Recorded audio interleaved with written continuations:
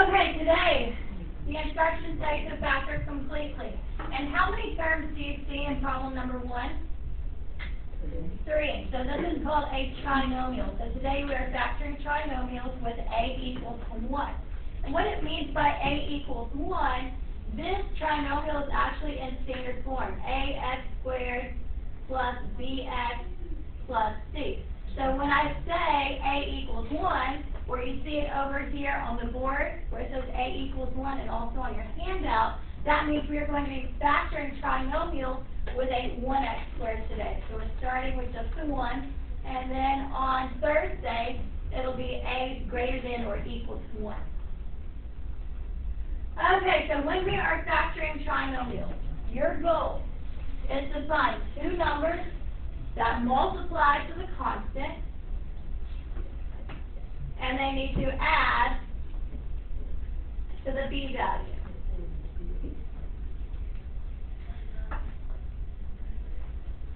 So we're looking for number 1, two numbers that multiply to positive 8 and add to positive 6. Well, we could list out the factors for 8, and I'll do that over here. The factors of 8, start with the smallest number, start with 1. 1 times what equals 8? 8, or I could have 2 times 4. Any other factors that multiply to 8? No. And we are looking for the pair of numbers that add to 6. So out of these lists, which pair adds to 6? 2 and 4. So that's the pair of numbers that I need to use when I write my answers. So when I write my answers, it's going to be 2 binomials. And the first term in the trinomial is x squared. So what do you multiply to get x squared? What two numbers do you multiply to get x squared? X times x gives us x squared. And what were the two numbers that multiply to 8 and add to 6? 2 and 4. So one of our answers will be x plus 2. The other answer will be x plus 4. It doesn't matter which one you put first, but one of your answers needs to be x plus 2. The other answer needs to be x plus 4. Now to check your answer, you could double distribute. If I distribute the x, x times x is x squared, x times 4 is 4x. If I distribute the 2, 2 times x is 2x. And 2 times 4 is 8. And when I combine those in the middle, 4x plus 2x is 6x. So you can always check your answer by double distributing. Now, do you have to check it? No.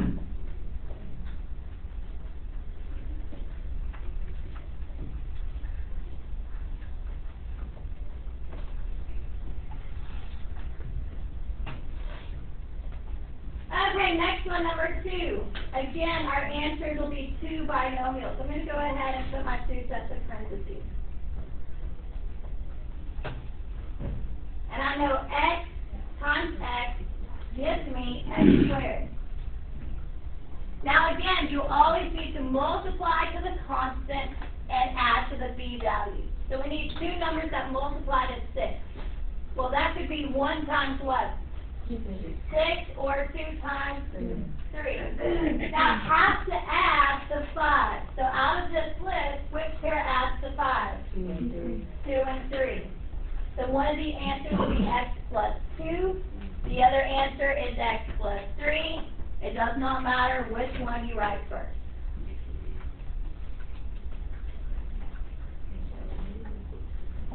Next one, number 3. What do I need to multiply to? 3. What numbers multiply to 3? 1 and 3. And that's it, because 3 is prime. Now, what do I have to add up to?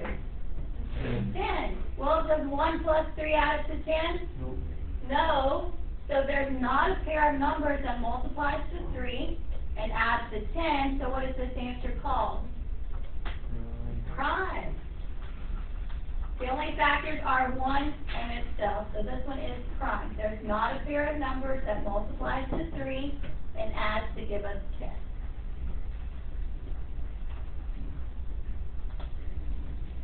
Okay, number 4. Go ahead and put your 2 sets of parentheses. And I know x times x gives us the x squared. We need to find 2 numbers that multiply to what? 24. So I'm going to have 1 times what? 24. I'm going to have 2 times what? 12. I'm going to have 3 times what? 8. I'm going to have 4 times what? 6. 5 is not a factor. I could have 6 times 4, but I already have that in my list. So once you start repeating yourself, go ahead and stop. And what do we have to add up to? We have to add up to negative 14. Well, which pair even adds to 14? 2 and 12. So that's the pair of numbers that I need to use. But right now, what do they add up to? Positive 14, but I don't want it to be positive. I want it to be negative. So both of these need to be negative. So we have negative 2 and negative 12.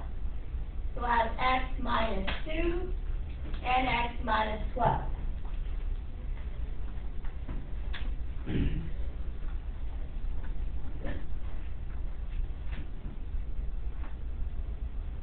Okay, number 5. Go ahead and put your 2 sets of parentheses, and we know x times x will give us the x squared. What do we need to multiply to? Negative 36. So if it has to multiply to give me a negative, that means one of these numbers has to be what? One of them has to be negative. So let's start with negative 1. I could have negative 1 times 36. I could have negative 2 times 18. I could have negative 3 times 12. That's right. I could have negative 4 times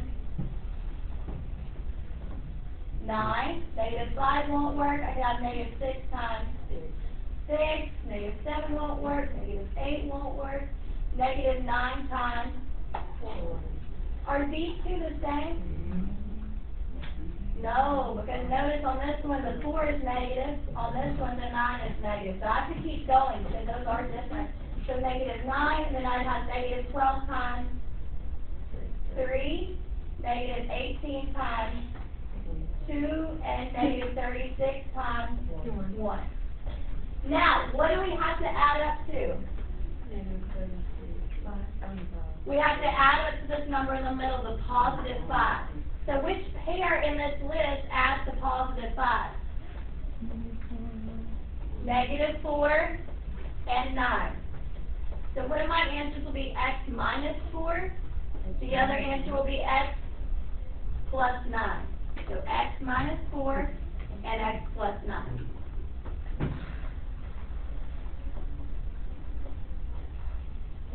Okay, I want you to try number 6.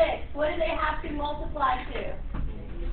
Negative 12. So you'll need to make a list for negative 12. So you have negative 1 times 12, negative 2 times 6, negative 3 times 4, negative 4 times 3, negative 6 times 2, and negative 12 times 1. I want you to find that answer.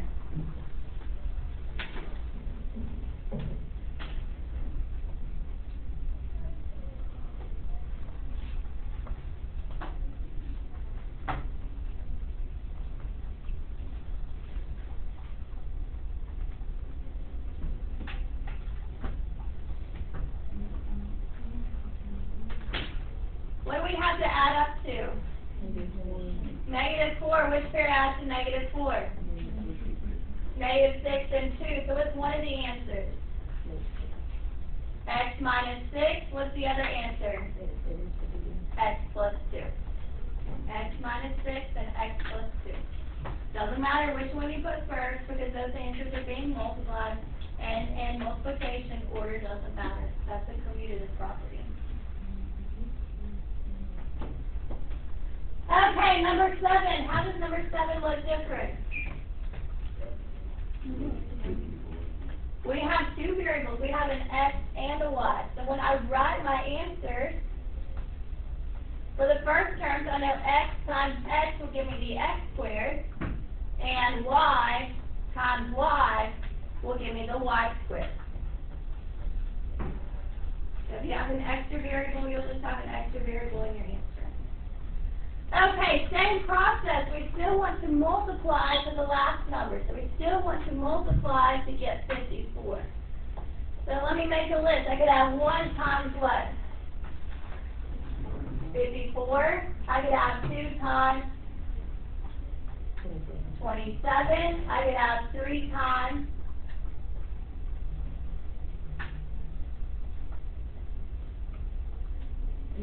18.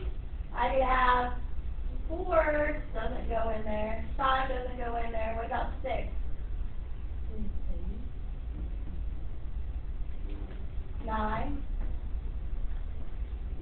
7 won't work. 8, 9. Well, 9 would, but if I do 9 times 6, that's the same as 6 times 9. And when you start repeating yourself, you're finished with your list. Okay, I still want to add up to the middle number. So we still want to add up to the 21.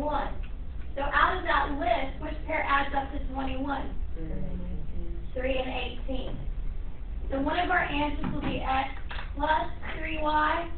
The other answer will be x plus 18y. And I'll go ahead and double distribute this one so you can see that we do have the correct answer. So x times x is x squared. X times 18y is 18xy. 3y times x is 3xy. And 3y times 18y is 54y squared. And when I combine those two in the middle, what does that give me for the middle term? 21xy. So if you ever want to check your answer, just double distribute. Okay, I want you to try number 8. You need to multiply to negative 32 and add to negative 4.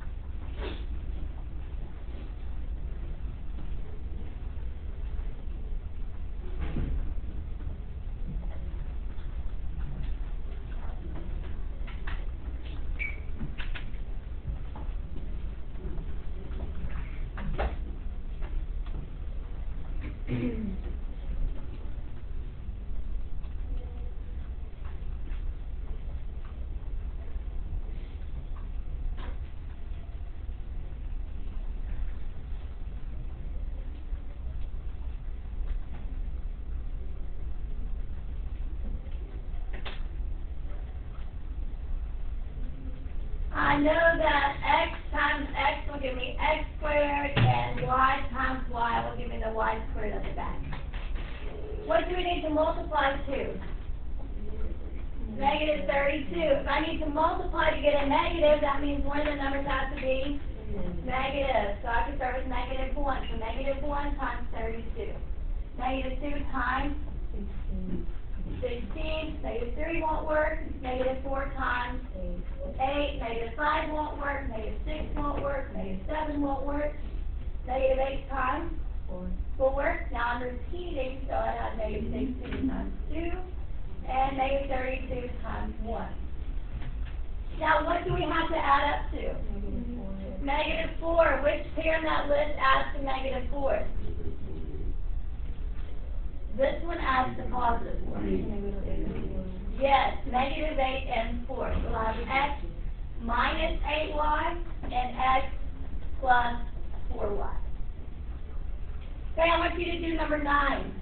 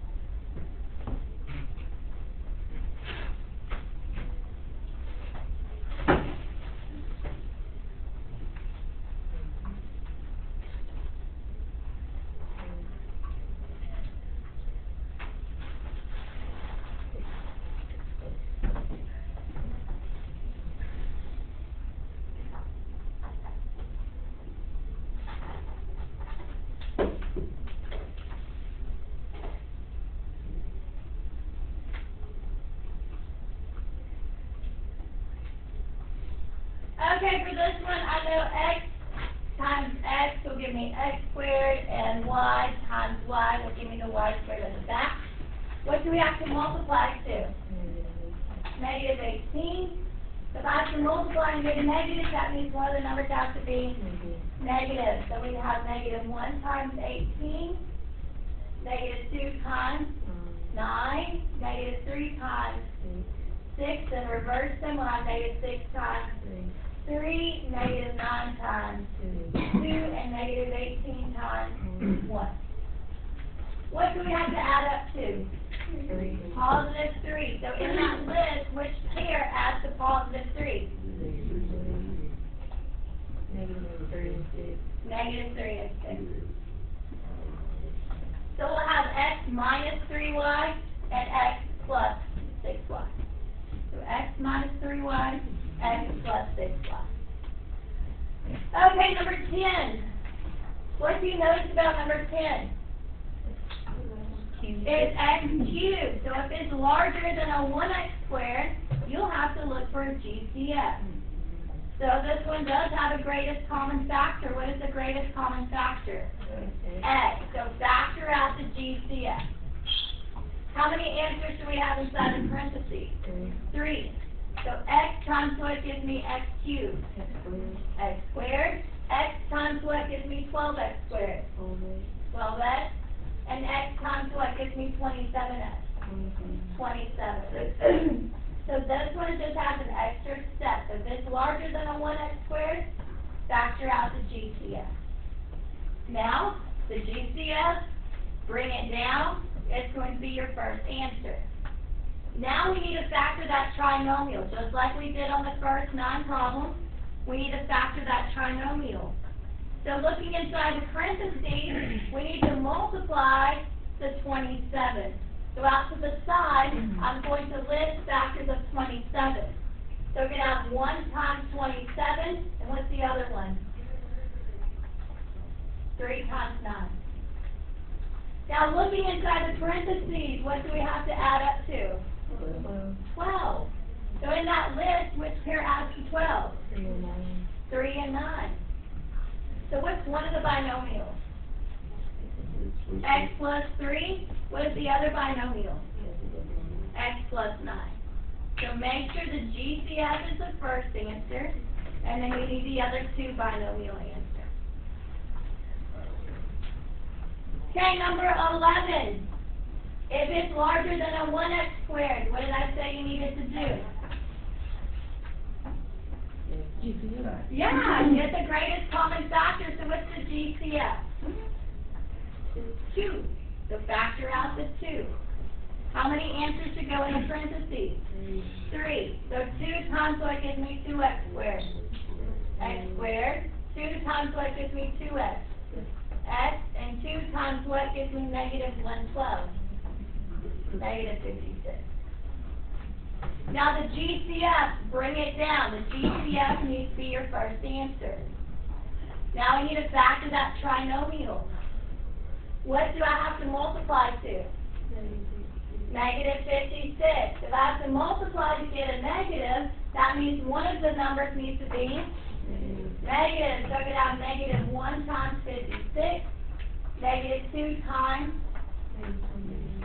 28, negative 3 won't work, negative 4 times 14, negative 5 won't work, negative 6 won't work, negative 7 times 8, and then reverse them, negative 8 times 7, negative 14 times 4, negative 28 times 2, negative 56 times 1.